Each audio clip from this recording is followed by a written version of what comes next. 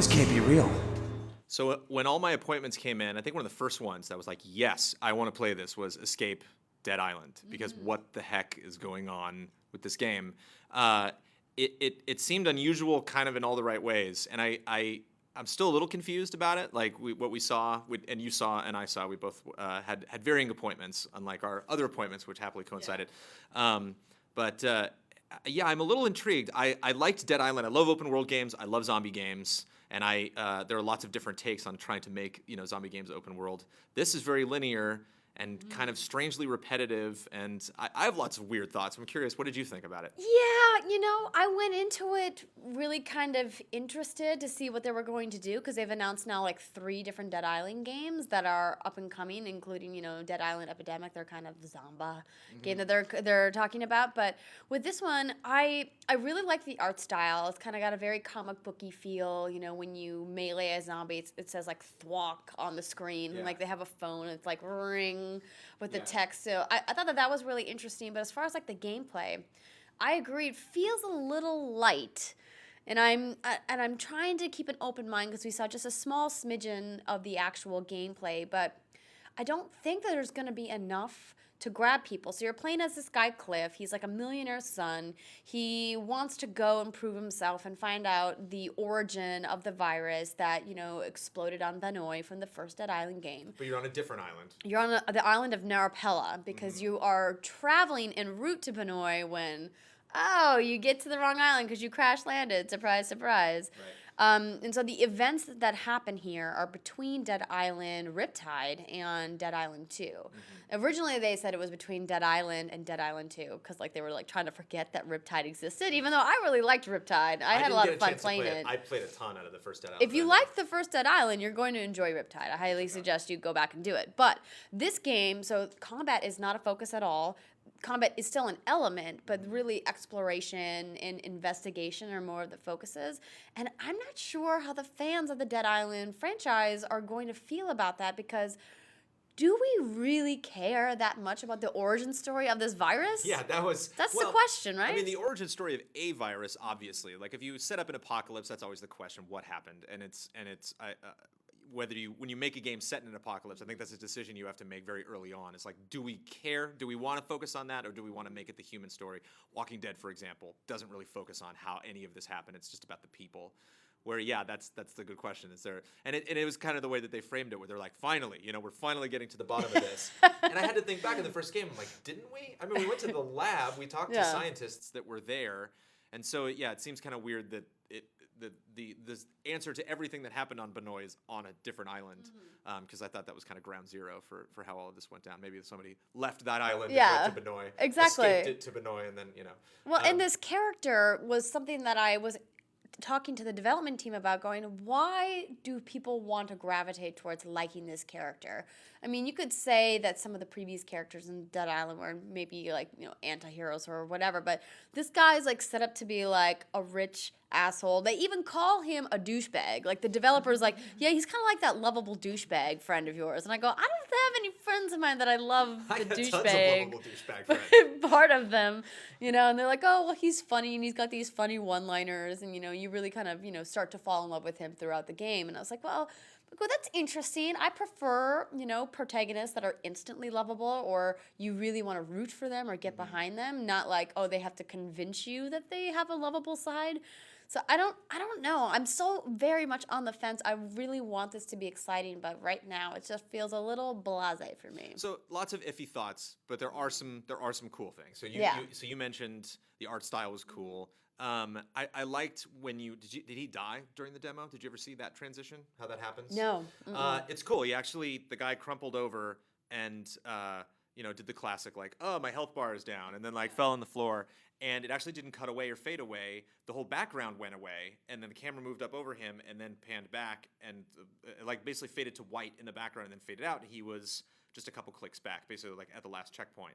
So that was maybe a 3 or 4 second interruption, which was kind of nice because there is a puzzle element to it. So if you get stuck and frustrated, you don't have to go back and hit a button or anything. It just it not only understands that you're gonna be doing this over and over again, it kind of plays into the story of maybe you're dreaming, maybe you're hallucinating, maybe you're drugged, maybe there's some kind of weird science experiment. And Yeah, they did. They did mention. Now, I'm glad you brought that up because they talk about how there's certain sections that kind of jump out of order in the game. Like we woke up and we're inside this like shipping container with this Yeah. girl, and we didn't know how we got there. Like we were dreaming You're or kind of something. thrown into conversations where people assume you know something, and you kind of have to play catch up a little bit. Again, playing into whether you're into the story or not. You know, it's interesting if you actually kind of are curious about what's going on. But one thing kind of reminded me of Manhunt a little bit. Maybe that was because there's a lot of shivving going on. Like every time you'd sneak up behind a zombie, you'd like stick it in their ear, like 4 or 5 times. But there was one area that I thought was kind of curious because you have the voice in Manhunt that's kind of like poking and prodding you the whole game and you know talking down to you and forcing you to do things. There was one area where there were zombies and he's not immune to the virus, and so you can't do any kind of melee at all. You have to sneak up on all these things or have a very strong weapon, and he didn't, and so he had to get to an office area, and there was someone ringing the phones that was actually like trying to like draw the zombies towards you.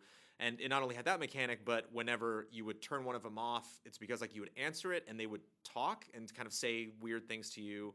And again, like spewed out information, assuming you know what they're talking about, but you don't. And so that can be kind of intriguing, getting the story elements that way. Again, if you care. Yeah. But yeah, it just seemed, I'm intrigued. It's not, it does seem weird and it does have to rely on not only its fan base being into it, but just people in general, being into, a puzzle game or something that is zombie related, has action in it, but it has more puzzle elements and it kind of like plays more like an adventure game. But I can't really compare it to anything else. I can't really say like, oh, it's just clearly that game.